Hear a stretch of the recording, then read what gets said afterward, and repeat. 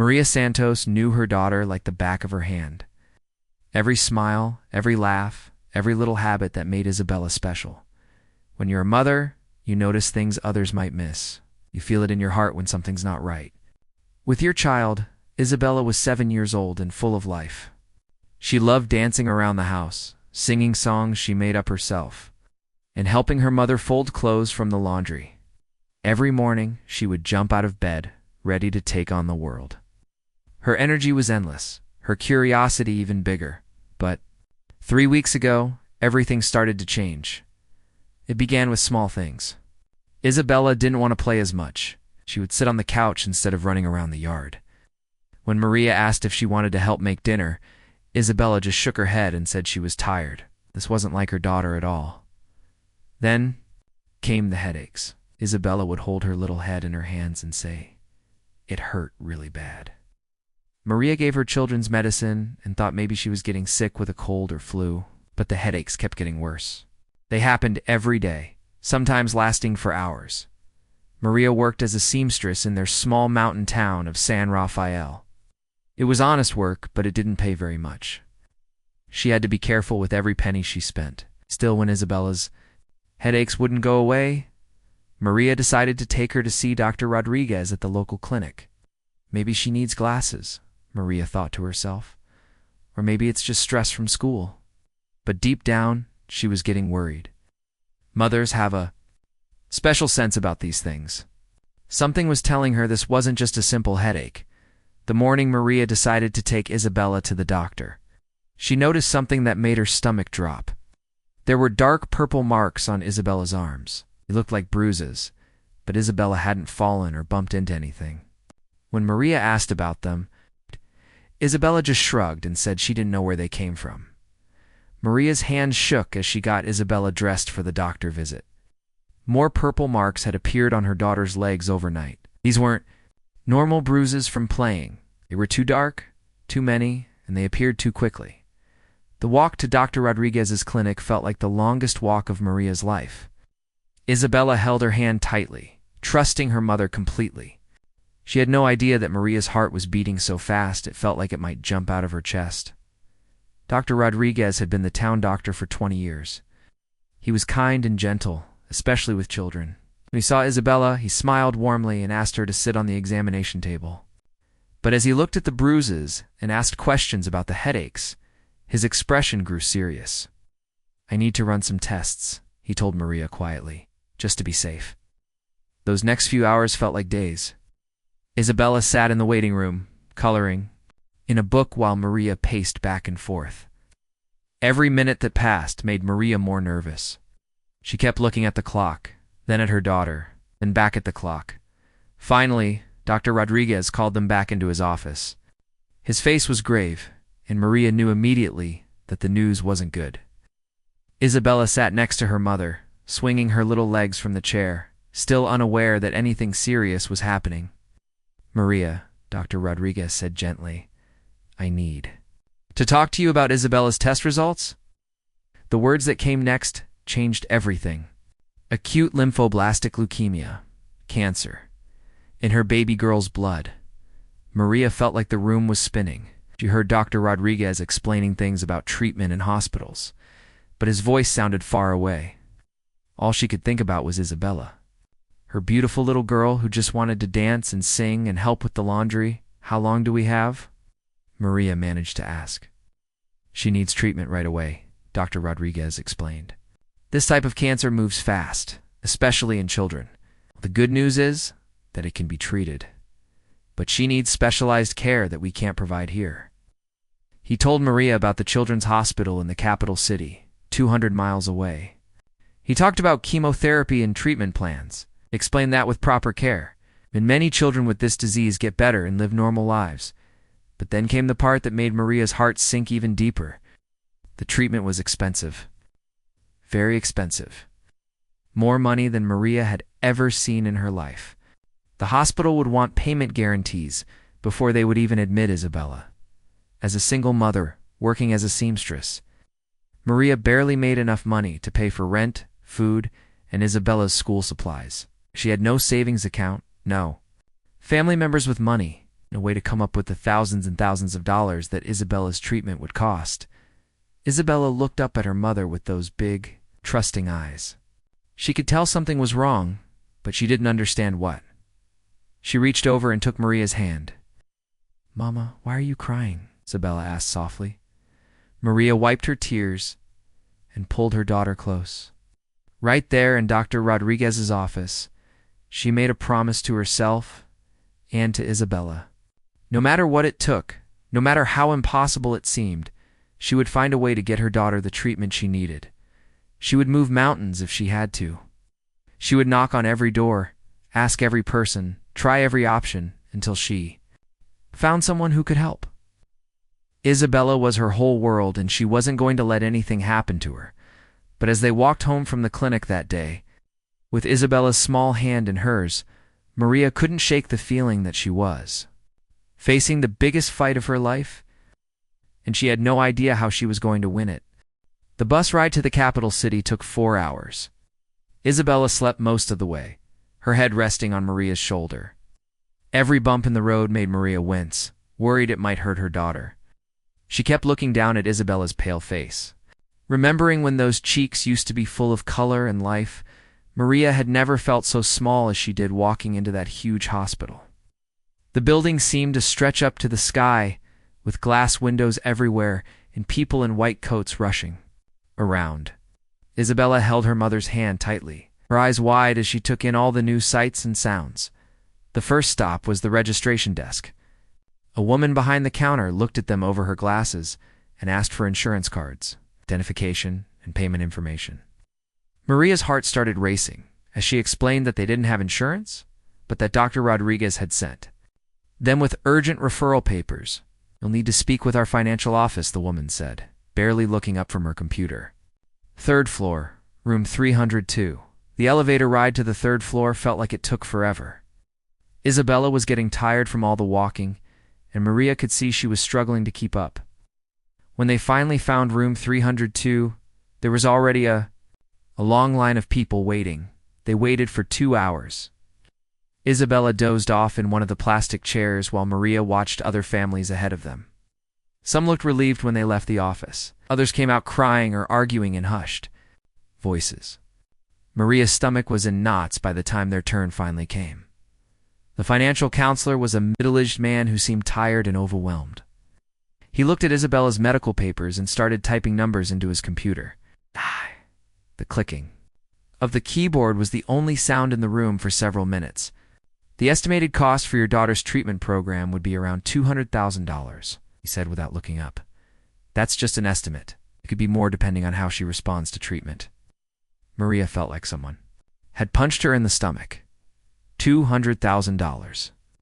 She made about $15,000 a year as a seamstress.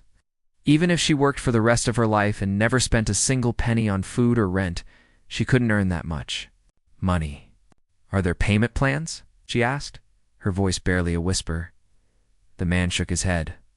"For amounts this large, we require either full insurance coverage or a significant down payment. At least $50,000 up front, with guarantees. For the rest, $50,000. Maria wanted to laugh and cry at the same time. She had exactly $327 in her purse. That was every penny she had in the world. Over the next 3 days, Maria and Isabella stayed in a cheap motel near the hospital. Maria spent every waking hour trying to find help. She called government assistance programs, only to be told there were waiting lists 6 months long. She visited charity organizations that told her they had already spent their medical budgets for the year. Isabella was getting weaker. The bruises on her arms and legs were spreading, and now she had them on her back too. She barely wanted to eat anything, and she slept most of the day. When she was awake, she would ask Maria when they were going home. "Soon, baby," Maria would say, not knowing if it was true. Maria tried calling her family back home. Her sister Rosa had 3 children of her own and could barely afford groceries. Her brother Carlos had been out of work for months, her elderly parents lived on a tiny pension that barely covered their medicine. Everyone wanted to help, but no one had the kind of money Isabella needed. She went to 3 different banks to ask about loans. Each one looked at her income and shook their heads before she even finished explaining why she needed the money. Without collateral or a co-signer, they wouldn't even consider lending her $1,000, let alone $50,000. Maria started selling everything she owned. She called friends back home and asked them to sell her furniture, her television, even her grandmother's jewelry that had been passed down through 3 generations. Everything together brought in about $2,000. It felt like trying to fill an ocean with a teaspoon. On the 4th day, Maria met other families in the hospital cafeteria who were dealing with similar problems. There was Carmen, whose son needed kidney surgery but couldn't afford it, and Luis, whose wife was fighting cancer, but they had lost their insurance when he lost his job. These families had become like a small community, sharing whatever food they could afford and taking turns watching each other's children. They slept in the hospital parking lot in their cars or in cheap motels when they could afford it. Everyone was fighting the same impossible battle. Isabella was getting sicker. She could barely walk from the motel room to the car without getting exhausted. Her skin was so pale it was almost gray, and the circles under her eyes kept getting darker. Maria knew they were running out of time. One morning, Isabella couldn't get out of bed. No, she'd just lay there, too weak to sit up. Maria carried her daughter to the hospital emergency room, begging them to at least examine her. A kind nurse took Isabella's temperature and checked her pulse. But then a doctor came and explained that, without admission paperwork, they couldn't do anything more than basic emergency care. "I understand your situation," the doctor said quietly to Maria, "but this is a business as much as it is a hospital. We have rules we have to follow." Maria sat in that emergency room holding Isabella, feeling more helpless than she had ever felt in her life. Her daughter was dying in her arms, and everyone around her was saying there was nothing they could do without money. That night, back in the motel room, Maria watched Isabella sleep and wondered if she had failed as a mother. She had tried everything she could think of. She had begged, borrowed, and sold everything she owned. She had knocked on every door and made every phone call, but it wasn't enough. Isabella needed help that Maria simply couldn't provide. First time since this nightmare began, Maria started to think about what would happen if she couldn't save her daughter. The thought was so painful she couldn't even let herself finish thinking it. She looked at Isabella's peaceful face and whispered, "A prayer to anyone who might be listening. Please," she said quietly, "I'll do anything. Just don't let me lose her." 3 weeks had passed since Maria first heard those terrible words from Dr. Rodriguez. 3 weeks that felt like 3 years. Isabella could no longer walk on her own. When she tried to stand up, her little legs would shake and give out. Maria had to carry her daughter everywhere now, and even Isabella, who was small for her age, felt heavy in her arms. The money Maria had raised from selling everything was almost gone. Motel rooms, food, bus tickets back and forth to the hospital, it all added up so quickly. She was down to her last $40. She knew that wouldn't last another day. That's when Maria made a decision that broke her heart but felt like the only choice she had left. She and Isabella would sleep in the hospital parking lot. At least there, they would be close if something happened. At least there, she could get Isabella inside quickly if things got worse. Maria's old car became their new home. She put blankets in the back seat to make it as comfortable as possible for Isabella. During the day, they would sit in the hospital waiting room where it was warm and clean.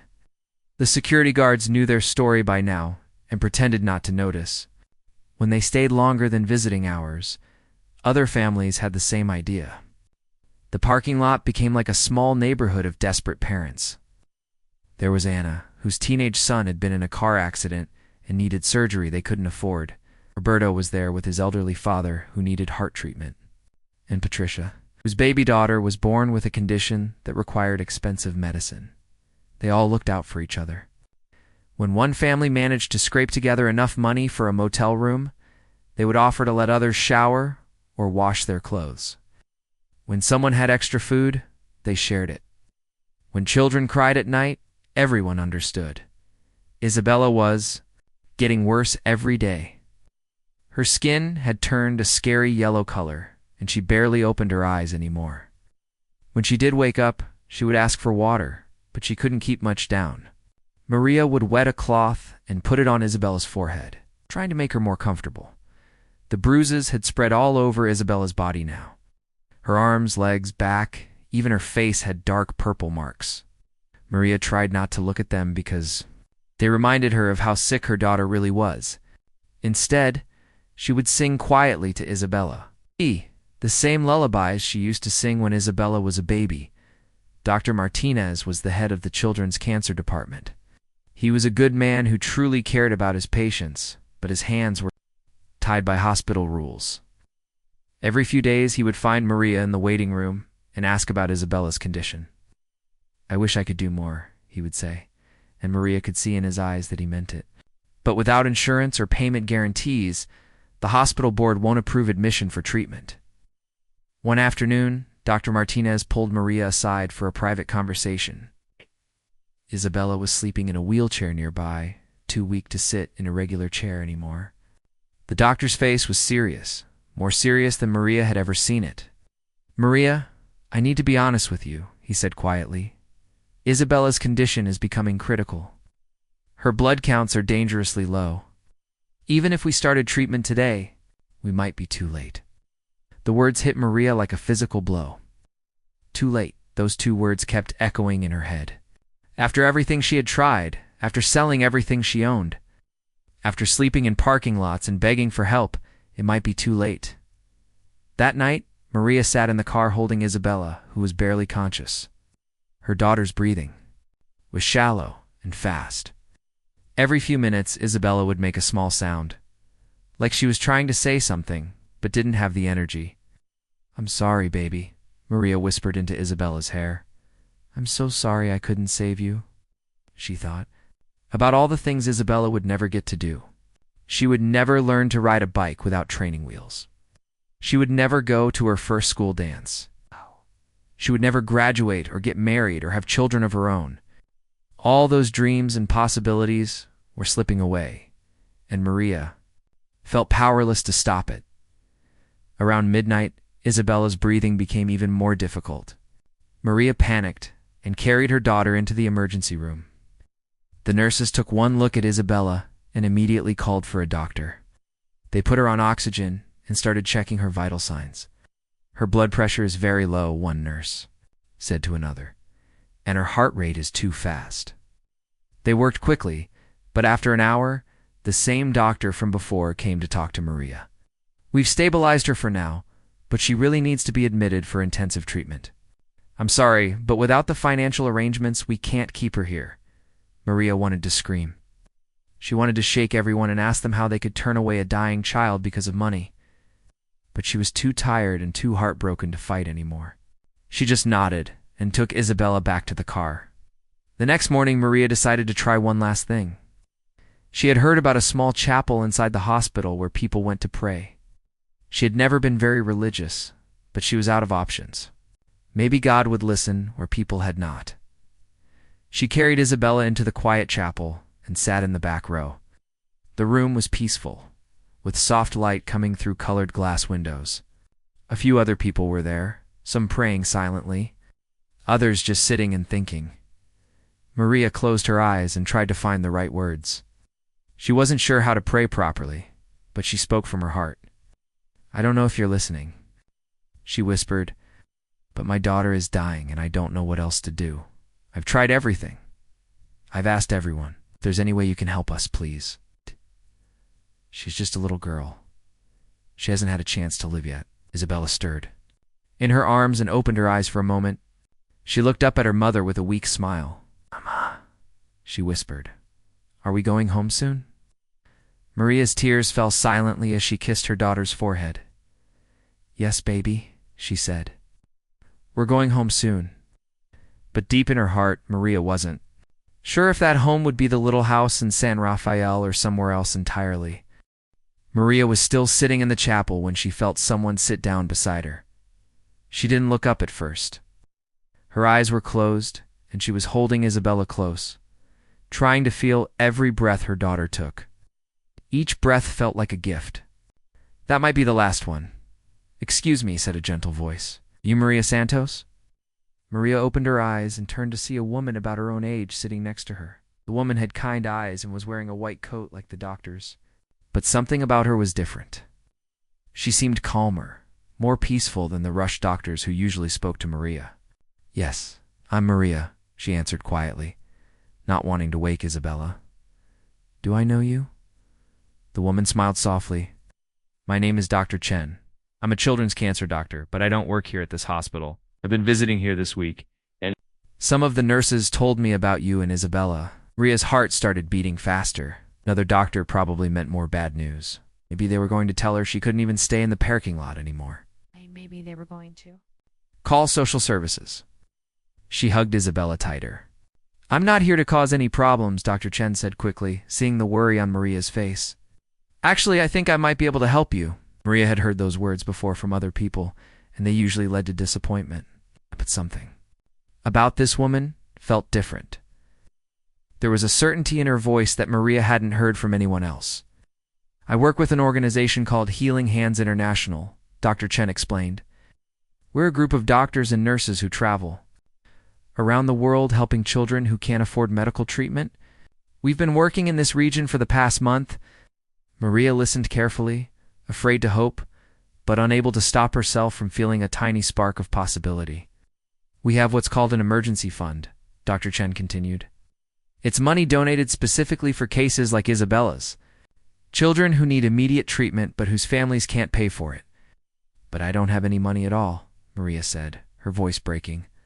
"I've sold everything. I have nothing left to give." Dr. Chen reached over and gently touched Maria's hand. "You don't understand. You don't need to pay anything. It's the whole point of what we do. We believe every child deserves a chance to live, regardless of how much money their family has." Maria stared at her, not sure if she was hearing correctly. "You mean ... you would treat Isabella for free?" "Not just treat her," Dr. Chen said. "I brought medicine with me. The exact medicine Isabella needs to start fighting this cancer. In my medical bag right now." Tears started flowing down Maria's face. She had cried so many tears over the past weeks, but these were different. These weren't tears of despair. These were tears of disbelief, of hope, of gratitude so deep she couldn't find words for it. "But why?" Maria asked. "Why would you help us when no one else would?" Dr. Chen looked at Isabella, who was still sleeping peacefully in her mother's arms. "Because 15 years ago, I was a little girl lying in a hospital bed, dying from the same disease Isabella has. My family was poor. We lived in a small village, and my parents were farmers who barely made enough money to buy food." He paused, remembering. "A doctor from America came to our hospital. He had medicine that wasn't available in our country. He saved my life, and he never asked my parents for a single penny. He told me that someday, when I became a doctor, I should do the same for another child." Maria felt like she was in a dream. This couldn't be real. People like Dr. Chen didn't just appear when you needed them most. But Isabella stirred in her arms, and the movement reminded Maria that this was really happening. "What do we need to do?" Maria asked. "First, we need to get Isabella admitted to the hospital immediately," Dr. Chen said. "I've already spoken with Dr. Martinez and the hospital administration. They've agreed to provide all the treatment Isabella needs. My organization will cover every cost." Within an hour, everything changed. Isabella was in a real hospital bed for the first time since they arrived at the capital city. Nurses were checking her blood pressure and temperature. Ivy was giving her fluids to help her feel stronger. And most importantly, Dr. Chen was preparing the first dose of chemotherapy. Medicine Dr. Chen explained everything to Maria in simple terms that she could understand. The treatment would take several months. Isabella would have good days and bad days. Her hair might fall out and she might feel sick sometimes. But with this medicine, children with Isabella's type of cancer got better about 90% of the time. 90%? Maria repeated. After weeks of hearing that there was no hope, 90% sounded like a miracle. "Yes," Dr. Chen smiled, "and Isabella is young and strong. I have a very good feeling about her recovery." That night, Maria slept in a real bed for the first time in weeks. The hospital had a special room for families of patients, and Dr. Chen had arranged for Maria to stay there as long as Isabella needed treatment. There was a shower, clean sheets, and best of all, Isabella was just down the hall, getting the medicine that could save her life. Maria lay in bed thinking about the day's events. She thought about how close she had come to losing Isabella. She thought about all the people who had said no, who had turned them away. And she thought about Dr. Chen, who had appeared like an angel just when Maria had given up hope. But mostly, she thought about Isabella's smile when she woke up and saw the four giving her medicine. "Mama," Isabella had whispered, "does this mean I'm going to get better?" "Yes, baby," Maria had answered. And for the first time in weeks, she truly believed it. "You're going to get better." As Maria drifted off to sleep, she made a promise to herself. Someday, when this was all over and Isabella was healthy again, she would find a way to help other families like Dr. Chen had helped them. She would make sure that no other mother would have to feel as helpless as she had felt. The nightmare was finally coming to an end. Tomorrow would be the first day of Isabella's fight back to health. 2 days after Isabella started her treatment, something amazing happened. She opened her eyes and asked for breakfast. Real food, not just water or small sips of juice. Maria almost cried when she saw her daughter sitting up in bed, looking more like herself than she had in weeks. "I'm hungry, Mama," Isabella said with a weak but genuine smile. "Can I have pancakes?" The hospital cafeteria didn't have pancakes, but Maria didn't care. She would have traveled 100 miles to find pancakes if that's what Isabella wanted. Instead, she got scrambled eggs and toast and watched with joy as her daughter ate every single bite. Dr. Chen visited every morning and evening. She would check Isabella's blood work, adjust her medicine, and always had encouraging words for both Isabella and Maria. The numbers on Isabella's tests were getting better each day. Her blood was starting to fight the cancer, just like Dr. Chen had promised it would. "Look at this," Dr. Chen said one morning, showing Maria a chart with Isabella's test results. "Her white blood cell count is almost back to normal. And see this number here? That shows the cancer cells are decreasing rapidly." Maria didn't understand all the medical terms, but she understood the big smile on Dr. Chen's face. Isabella was getting better. Within a week, Isabella was walking around the hospital floor. At first, she could only go a few steps before getting tired. But each day, she walked a little further. Soon, she was exploring the entire children's wing. Making friends with other young patients and charming all the nurses, Isabella had always been a bright, happy child, and as she got stronger, her personality came shining back. She would tell jokes to the other children who were feeling sad. She would sing songs in the playroom. The hospital staff called her their little sunshine because she made everyone smile. 1 month into treatment, Isabella's hair started falling out, just like Dr. Chen had warned them it would. Maria was worried that Isabella would be upset, but her daughter surprised her. "Look, Mama," Isabella said, pulling out a handful of hair without any sadness. "Now I look like a warrior princess. Warriors don't need hair to be brave." Maria bought Isabella a collection of colorful scarves and hats. Isabella would pick a different one each day, matching them to her mood or the weather. She wore them with such confidence that other children in the hospital started asking for scarves too. During Isabella's treatment, Maria learned about all the services the hospital offered to families. There was a social worker who helped her apply for temporary housing assistance. There was a job counselor who helped her find work in the city so they could stay close to the hospital. Dr. Chen's organization didn't just pay for Isabella's medical care. They helped Maria get training as a patient advocate. They taught her how to navigate the hospital system, how to apply for assistance programs, and how to help other families in crisis. "You have a special understanding now," Dr. Chen explained to Maria. "You know what it feels like to be desperate and scared. That makes you the perfect person to help other families who are going through the same thing." Maria started volunteering. In the hospital's family support center, she would sit with parents who had just received terrible news about their children. She would help them fill out paperwork for assistance programs. She would share her story and let them know that even when things seemed hopeless, miracles could happen. Every family was different, but Maria noticed the same look in all their eyes. It was the same look she had seen in her own mirror during those dark weeks in the parking lot. Fear, desperation, and the crushing weight of feeling powerless to save their child. I know exactly how you feel, she would tell them, and I want you to know that you're not alone anymore. 6 months after Isabella's treatment began, Dr. Chen had wonderful news. Isabella's cancer was in complete remission. All the tests showed that the cancer cells were gone. Isabella was officially considered cured. Does this mean we can go home? Isabella asked excitedly. It means you're going to live a long, healthy life, Dr. Chen answered. But we'll need to keep checking on you regularly to make sure the cancer doesn't come back. Isabella had grown. During her time in the hospital, not just physically, but emotionally too. She had seen other children fighting the same battles she had fought.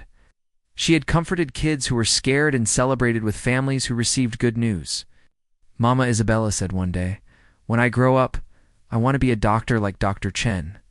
I want to help sick children get better." Maria's heart swelled with pride.